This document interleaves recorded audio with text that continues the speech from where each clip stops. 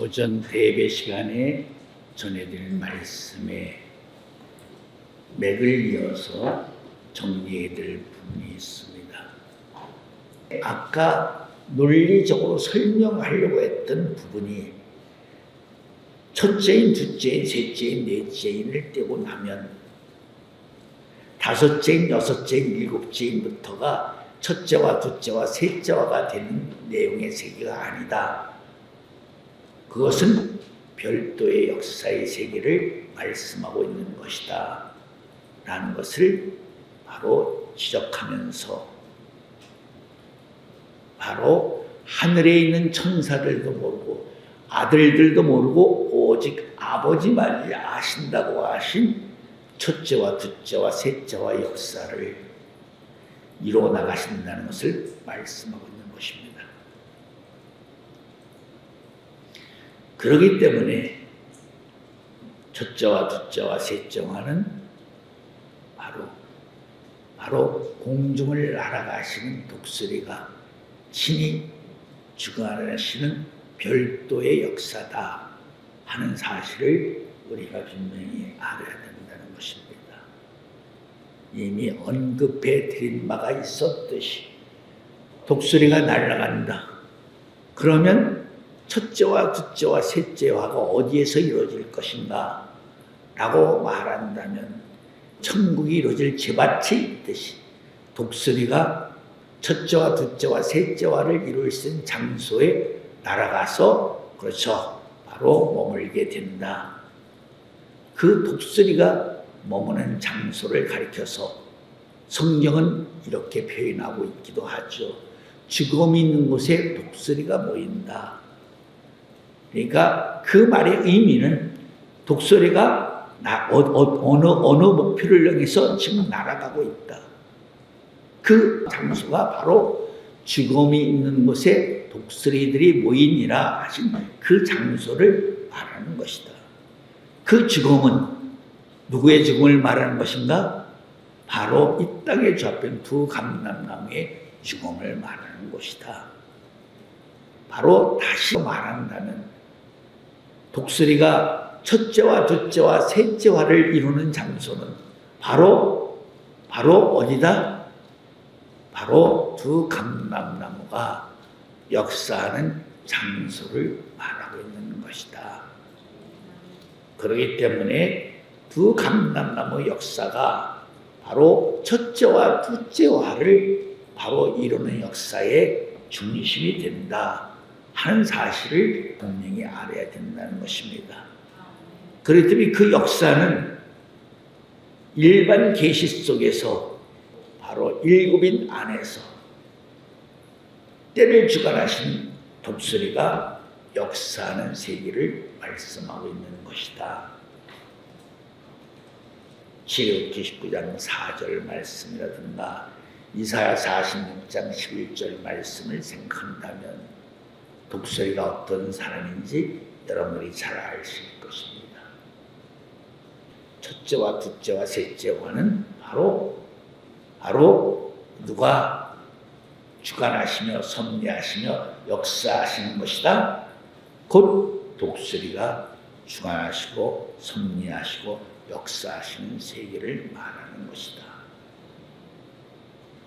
바로 일반 계시로 본다면 독수리의 정체와 실상을 알 수 없고 또 중간 계시의 입장으로 본다면 일반 계시와 중간 계시는 전혀 때가 일치되지 않는 별개의 관계적 역사로 진행되기 때문에 일반 계시의 눈으로는 중간 계시를 알 수 없고 중간 계시의 눈으로도 일반 계시의 세계를 바라본다면 때가 조화롭게 맞지 않는다는 거죠. 그래서 오늘 이 말씀을 여러분들이 잘 이해를 해야만이 어떻게 하지? 계시록을 편안하게 볼 수 있다는 것입니다. 그 중에 유리바다 같이 은혜의 차원에서 편안하게 그렇죠. 표면적, 이면적인 모든 세계를 동시적으로 다 소화시키며 볼 수 있다 그래야만이 계시록을 읽으면서도 읽는 순간순간마다 은혜의 밀실 속에서 그렇죠. 위로부터 주시는 충만한 성령 충만, 은혜 충만, 말씀 충만, 믿음 충만의 바로 세계로 여러분들이 들어갈 수 있다. 기쁨과 즐거움, 감사, 청함을 누릴 수 있다. 전 시간에 얘기했듯이 왜 마지막 때는 불심판이어야 하는가라는 그 불심판은 첫째, 가장 우리 입장에서 말한다면 바로 전쟁을 말하지 않을 수 없습니다. 마지막 인자 역사는 노아 때와 같다. 하나님이 방주에 태우는 순간부터 방주의 역사가 시작되는 것이죠. 2월 10일 날 태워서 2월 17일 날 그렇죠? 바로 물심판이 시작됩니다. 일주일 전에 태우고 하나님이 방주의 뚜껑을 닫으신 것입니다. 안에서 노아가 닫은 것이 아니에요. 하나님이 닫았다는 말은 방주의 역사는 그렇죠. 하나님이 친히 주관하신다. 그런 의미를 나타내고 있는 말씀이 됩니다. 그래서 방주의 뚜껑을 일주일 전에 닫았습니다. 그러므로 이제는 어둠의 권세, 악령 그 누구도 방주를 침범할 수가 없어요. 그리고 나서 7일 동안 노아에게 하나님이 은혜의 시간을 줬죠. 그 은혜의 시간을 통해서 말하자면 노아에게 7일의 창조주를 가르쳐 주셨다는 것을 알아야 돼요. 왜 하나님은 노아에게 은밀한 가운데 창조의 비밀을 가르쳐 주셔야만 하는 것인가? 만약에 그렇죠? 노아가 창조의 7일의 창조의 비밀을 받을 수 있는 은혜를 가지지 못했는데 하나님이 노아에게만 유독 창조의 7일의 비밀을 가르쳐 준다면 그것은 하나님이 뭐하는 거예요? 하나님이 가지고 계시는 참되시고 이로시고 거룩하시고 선하신 하나님의 공의의 기준을 하나님이 범하는 것이에요. 다시 바꿔 말하면 그거는 공평성이 없는 것이죠. 공정하지 못한 하나님의 입장이 되는 것이에요. 그런데 하나님은 왜 문을 닫은 어둠의 권세가 볼 수도 없고 들을 수도 없는 침범할 수도 없는 비공개적인 장소에서 그렇죠? 바로 창조의 7일의 비밀을 가르쳐 줬느냐. 창조의 7일의 비밀은 바로 구속사의 바로 청사진 설계도를 말하는 것이다 하는 것을 알아야 됩니다. 그런 비밀을 가르쳐준 이유는 가르쳐줄 수 있는 명분은 바로 노아가 성부, 성자, 성령의 비밀을 암호를 가지고 있기 때문에 가르쳐 주신 것이다. 즉 300규빗은 바로 성부의 암호죠. 그리고 50규빗은 성령의 암호를 말하는 것이고 30규빗은 성자의 바로 암호 비밀을 말하는 것이죠. 골로새 1장 26절, 골로새 2장 2절, 3절 말씀처럼 그렇죠. 예수님은 하나님의 비밀, 성부, 성자, 성령의 비밀과 암호를 노아가 가지고 있었기 때문에 그렇죠. 바로 하나님이 바로 구속사의 바로 청사진과 설계도를 노아에게 보여줄 수가 있었던 것이다 하는 점을 우리가 분명히 알 수가 있는 것입니다. 노아 외에는 노아의 가족들은 해당이 되지 않습니다. 그래서 창세기 6장 8절 말씀처럼 9절 말씀처럼 노아는 하나님의 은혜를 입었더라. 노아는 당대의 의이며 완전한 자. 여기서 완전한 자라는 말은 바로 성부, 성자, 성령의 비밀과 암호를 아는 자. 성부, 성자, 성령의 비밀과 암호를 아는 자라는 말은 구속사의 청사님과 설계도를 아는 자. 그렇기 때문에 방주에 나와서도 노아에게, 그렇죠, 구속사의 가장 중심이 되는 바로 세 가지의 바로 언약을 새롭게 맺은 것이다. 노아가 나와서 첫 번째 바로 무지의 언약을 맺었다. 그리고 또 무슨 언약을 맺었죠? 바로 무슨 언약을 맺었어요? 바로 포도원의 언약을 맺었죠. 포도원의 언약을 맺었다. 그리고 세 번째 포도주의 언약을 맺었다.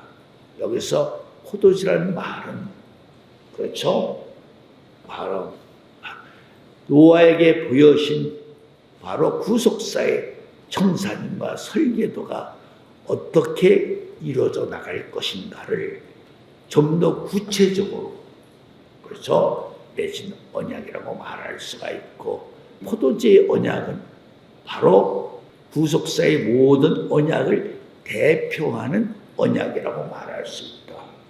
그 이유는 예수님이 성만찬식에서 내가 오늘 너희들과 먹는 이 포도주 외에는 내가 다시 포도주를 먹지 않겠다. 아버지의 나라가 이루어지는 그때에 내가 너희들 같이 포도주를 먹겠다. 예수님의 이 말씀은, 포도주의 언약은 단순히, 그렇죠, 예수님에게 국한되어 있는, 한정되어 있는 언약만을 말씀하는 것이 아니라, 그렇죠, 바로 재림의 언약까지도 바로 함축되어 있는 약속된 언약이라고 말할 수가 있는 것이다. 그렇기 때문에 바로 노아가 포도주에 취했다는 말은 단순히 그 사건이 예수님 생명나무가 포도나무로 온 사실에 국한되어 있는 언약만이 아니라, 바로 예수님이 보내시는, 예수님의 입으로 다른 사람이 오는 그 언약도 이미 포함되어 있는 것이다. 그 언약을 가르쳐서 예레미야 31장 31절 이후에서는 새 언약이라고 말씀을 하는 것이다. 자, 그래서 2월 17일 날부터 이제 뭐가 시작되죠? 바로 물심판이 시작이 됩니다. 물심판이 5개월 동안 시작이 되죠. 5개월. 그렇죠? 여러분들이 첫째 화도 몇 개월이었어요? 계시록 9장에 보면 5개월입니다. 그리고 물심판도 바로 여러분들이 알다시피 5개월입니다. 2월 17일 날에서 7월 17일 날 아론나스산의 방주가 닿았습니다. 하나님이 권념하사 바람을 불게 하심으로, 그저 물이 있던 본래 위치로 다 돌아가겠다. 그래서 물이 감하기 시작해서 10월 1일 날 산봉우리가 보이기 시작했다. 그렇다면 마지막 때에 노아의 일지대로 전쟁이 이루어진다고 말씀하는 이유가 어디 있는가?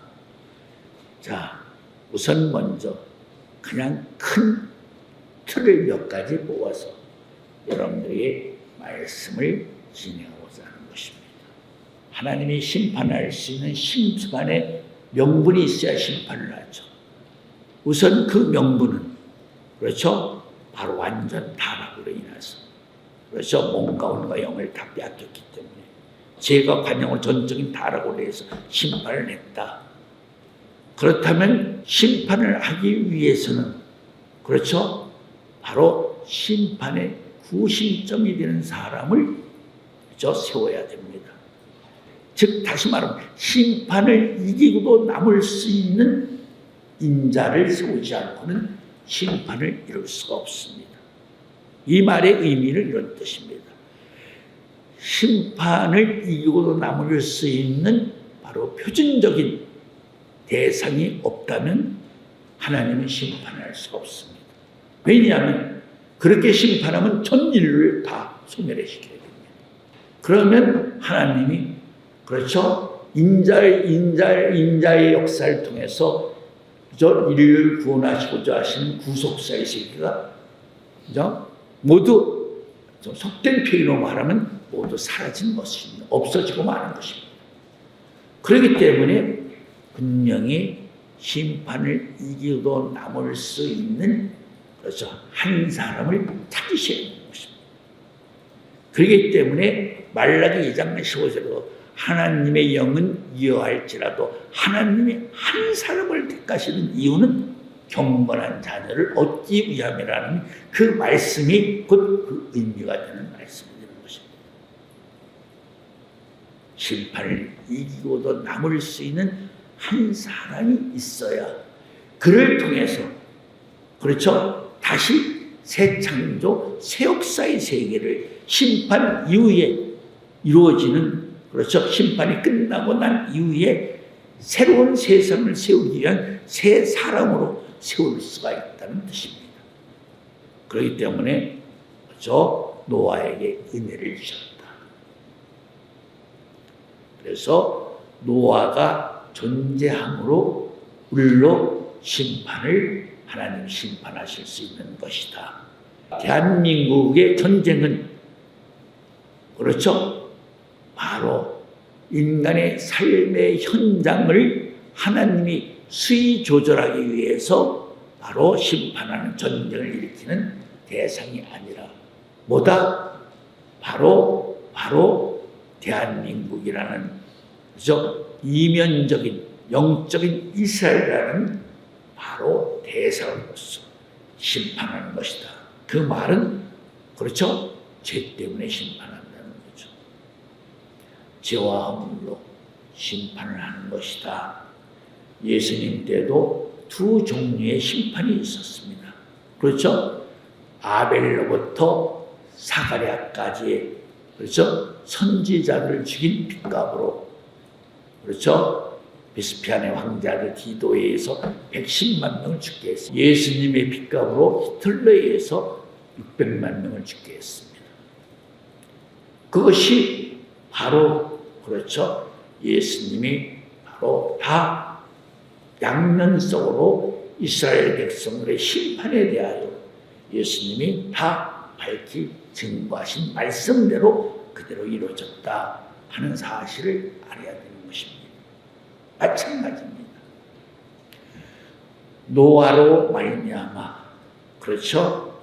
물심판이 이루어졌다는 말의 의미는 마지막 인자의 역사는 노아 때와 같다는 말은 바로 이 땅에 물로 심판은 동일한 말씀으로 불로 심판하시겠다는 전쟁도 노아 때처럼 노아 같은 사람이 있으므로 물심판이 시작된 것처럼 노아 같은 사람이 있으므로 마지막 때도 불심판이 시작되는 것이다. 전쟁이 이루어지는 것이다. 그렇기 때문에 전쟁은 사무엘상 17장 47절 말씀처럼 하나님의 손으로 전쟁으로 이루어지는 것이다. 그 말씀의 의미가 새롭게 와닿아야 됩니다. 저 독수리의 주권적인 그렇죠? 주권적인 역사 속에서 첫째와 둘째와 셋째가 이루어진다고 믿는다면 전쟁도 그 독수리에 의해서 모든 것이 예비되며 준비되어 가고 있는 것이다. 그렇기 때문에 제가 어느 정도 글로도 썼죠. 이 땅의 전쟁이 나라 민족의 운명이라는 그 내용 속에도 그 의미가 들어있습니다. 전쟁은 여호와의 손에 달려있다. 하나님이 전쟁을 일으키는 것이다. 사람이 일으키는 게 아니에요. 사람은 쓰임을 받을 뿐이지 전쟁은 하나님의 주권 속에서 인자를 통해서 이루어진다 하는 사실을 알아야 되는 것입니다. 이제 과연 그날이 언제인지, 그것은 그렇죠, 아버지께서만이 아시는, 아버지께 정하신 날이 있습니다. 그 아버지께서 주도하는 전쟁이기 때문에 그분이 꼭 책임져야 될 사람, 전쟁 전에 그 전쟁을 피할 수 있는 밀실로 다 인도해 주신다. 예수님도 십자가 사역을 앞두고 바로 멸망의 자식 가룟 유다 외에는 내가 아버지께서 주신 내게 자녀들을, 내게 주신 자녀들을 내가 끝까지 지켰나이다. 요한복음 17장 기도 속에 그 말씀이 들어있습니다. 큰 틀 몇 가지만 얘기하면 됩니다. 전쟁이 왜 5개월 동안 전쟁이 시작해서 맞춰지는 것인가 하는 점을 알아야 됩니다. 6.25 때만 해도 실질적인 전쟁이, 그렇죠, 물론 판문점에서 조인을 하는 시간이 상당히 오래 걸렸습니다. 서로가 끌고 양보를 하기 때문에 교전 중에 있으면서, 그렇죠, 보편적으로 3년 몇 개월 동안 걸렸다고 해요. 근데 왜 마지막 전쟁은 5개월로 끝이 나는 거? 물론 1년 10일 걸립니다. 2월 27일 날. 그러나 전쟁은 5개월, 실질적인 전쟁은, 나머지 기간은 다 그 전쟁으로 생겨진 후유증으로 인해서 죽는 사건이 진행이 된 것입니다. 6.25 전쟁은 보병을 중심으로 싸웠죠. 많은 보병, 탱크를 앞세워서 남한을 물밀듯이 쳐들어왔죠. 그러나 마지막 때의 전쟁은 보병 중심의 전쟁이 되지 않아요. 단체 중심의 전쟁이 되는 것이죠. 서울, 부산, 인천, 대구, 광주, 전주, 대전 이런 거죠. 10군데. 뭐가 떨어져요? 쉽게 얘기하면 일본의 히로시마 나가키에 떨어졌던 뭐예요? 원자탄이 터진다는 거죠. 떨어진다는 것이죠. 그렇죠? 같은 장소에서 가지고 있는 모든 화력을 동원하는 그런 전쟁이, 그 때문에 이제는 보병의 싸움이 아니에요. 참고로 말씀드리자면 북한이 핵만 우리가 가지고 있지 않는 핵을 가지고 있지만은 일반적인 전술, 바로 무기는 대한민국에 더 앞서 있다는 것을 알아야 돼요. 알았어요? 그렇기 때문에 북한도 지대한 타격을 받을 수밖에 없어요. 그 말은 북한도, 그렇죠, 전쟁이 터지면, 그렇죠, 다 서로 공멸할 수밖에 없는 그런 입장이 되고 만다 하는 것을 말하고 있는 것입니다. 그렇기 때문에 바로, 그렇죠, 전쟁은 5개월, 시원한 전쟁은 노아의 일지대로 5개월간 걸리고, 그 이유는 전쟁의 여파로 생긴 그 나머지 후유증으로, 그렇죠, 바로 이어진다라고 말할 수가 있습니다. 그래서 1년 10일, 2월 17일 날 시작한 바로 물심판이 2월 27일 땅이 말랐더라. 땅이 말랐다는 말은 전쟁이 완전히 바로 후유증까지 끝난다 라는 것을 말하고 있는 것입니다. 그러나 이 전쟁은 하나님의 주권에 의해서 일어나는 전쟁이죠. 전쟁의 근본은 뭐죠? 죄로 말미암아. 아까 이스라엘 백성들도 2가지 핏값을 갚게 했죠. 마찬가지예요. 그렇기 때문에 이 심판은, 그렇죠, 완전한 심판이라고 말할 수밖에 없는 것이에요. 삶의 현장을 하나님이 경영하시는 입장에서 수위를 조절하는 그런 전쟁이 아니라 죄에 대한 완전한 심판을 의미하는 전쟁이기 때문에 바로 이 심판은 완전한 심판이다. 그렇기 때문에 완전한 심판이기 때문에 10이라는 수가 등장을 한다는 것이죠. 원자탄도 10군데 떨어진다. 10이라는 수가 등장을 하죠. 우리가 그렇죠. 바로 그렇죠. 우리가 정감록, 교감유록 같은데 그렇죠. 비사에 이르면 십승지란 말이 나와요. 십승지란 말은 10군데 피난처가 있다. 10군데 피난처가 있다는 의미를 역설적으로 말하면 10군데 바로 공격을 받기 때문에 10군데 피난처가 성립된다 라고도 말할 수 있다는 것을 알아야 되는 것입니다. 그래서 두 번째 전쟁에는 10이라는 수가 등장하는 그 의미가 바로 하나님이 주관하시는 완전 전쟁을, 완전한 심판을 말하는 것이다. 그렇기 때문에 3분의 1, 전쟁하는 날 3분의 1이 죽고, 그죠? 과정에서 3분의 1이 죽고, 후유증으로 3분의 1이 죽는데, 그 3분의 1 중에서 10분의 1이 남는데, 그 10분의 1 중에서도 에스겔의 행동예언에서 6번째 행동예언에서 보여준 것처럼 10분의 1 중에서도 하나님이 다시 걸러낸다는 것이죠. 이사야 기사를 통해서 10분의 1이 남을지라도 그렇죠? 바로 그 중에서 오직 그루터기 같은 자만이 남을 수 있다라는 말씀을 생각해 본다면 얼마나 남아있는 사람들이 적은 수인가라는 것을 알 수가 있습니다. 정감록에는 바로 사방십리에 한 사람이 살아남게 된다. 교감유록에는 뭐라고 되어 있는가? 삼천리 금수강산을 피로써 다 덮을 수 있다. 조로로 물을 주지, 화분에 물을 주지, 바로 사람의 피를 삼천리 금수강산을 바로 한 번쯤은 다 피로써 뿌릴 수 있다는 거죠. 거의 다 죽는다는 얘기죠. 그것이 그렇죠. 바로 450년 전에 우리 선조들이 예언한 예언의 세계라고도 말할 수가 있는 것입니다. 그렇기 때문에 바로 대한민국 우리의 전쟁은 그렇죠. 하나님의 완전한 바로 주권적인 심판에 의해서 이루어진 전쟁이기 때문에 누가 그렇죠? 바로 기도해서 막거나 그런 의미와는 전혀 다른 것이에요. 그러면 결과가 어떻게 될 것인가? 그렇다면 그대로 전쟁이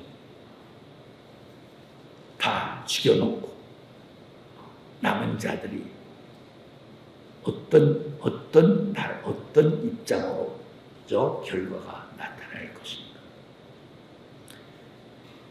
그렇죠? 바로 끝까지 남아있는 산자들에게 그 남은 자들은 어떤 사람들이다? 거의가 다 아버지께서 바로 예비하시고 준비하신 자녀들이다. 그들에게 그렇죠? 바로 새 창조의 언약을 주시게 되어 있는 것이다. 노아가 나와서 온전한 제사를 드리고 그다음 이어서 무지개 언약을 맺은 것처럼 그들에게 그렇죠. 바로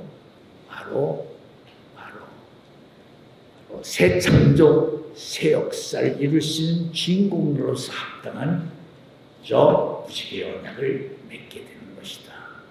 그러므로 말미암아 이 땅에는 대한민국 건국의 단군 이래로 최초로 어떤 사상이나 이념을 초월한 남아있는 자들은 그죠? 다 어떤 하나님의 사람들이죠. 건국 이래 최초로 완전 무한 통일이 이루어진 것이다. 하나님의 사상으로 그렇죠? 하나님의 주권적인 말씀으로 남은 자들이기 때문에 그들은 절대적인 사람들이에요. 여러분들이 정말 이 말씀을 믿는다면 오늘 우리들에게 주어진 이 시간이 얼마나 소중하고 귀중한 시간이라는 것을 깨달아야 됩니다. 베드로후서 3장 8절 이하가 그랬죠. 하루가 천년 그거 천년이 하루 같은 이 사실을 잊지 말라. 여러분들도 하늘의 시간을 사임할 줄 아는 사람이 되어야 됩니다. 알았습니까? 두 마리의 토끼를 잡는 사람은 어리석은 사람이에요. 우상의 정의 기준이 알아야 돼. 뜻보다 더 앞서는 일이 있으면, 더 좋아하는 일이 있으면, 더 사랑하는 일이 있으면 그것은 뭐예요? 다 우상이에요. 우상. 이스라엘 백성들이 네 가지의 죄로 다 죽고 여호수아 관련만 살았죠. 첫째가 우상을 범한 죄, 둘째가 뭐죠? 하나님을 시험하고 간음하고, 셋째가, 네 번째가 원망하고. 다 죽었어요. 60만 3,550명 중에 60만 3,548명이 다 뒤졌어요. 그 중에서 우상의 죄가 제일 무서운 죄예요. 그래서 디모데전서 6장 10절도 그렇죠. 바로 너희들이 좋아하는 그 물질 돈이 너희 영혼을 찔러 죽였구나. 잘 깨달아야 돼. 이제는 거룩해지는 때가 되었다. 여러분들이 지금은 거룩해져야 됩니다. 세상 일로는 거룩해질 수가 없는 것입니다. 앞으로 전쟁은 우리 대한민국에 일어날 전쟁은 바로 노아의 일지대로 일어난다. 그렇기 때문에 마지막 인자 역사는 노아 때와 같다라고 말씀하고 있다는 것을 알아야 되는 것입니다. 정확하게 그렇게 이루어지게 되어 있는 것입니다. 알았습니까? 그러니까 여러분들이 그렇죠. 그래도 여러분들이 마음의 중심에는 그렇죠. 하늘을 바라보면서 하나님이 하시는 일을 바라보면서 하나님이 하시는 일을 위해서 하늘나라의 일을 위해서 애통한 마음, 안타까운 마음, 상한 심령을 가지고 우리가 열심히 기도하는 사람이 되어야 됩니다.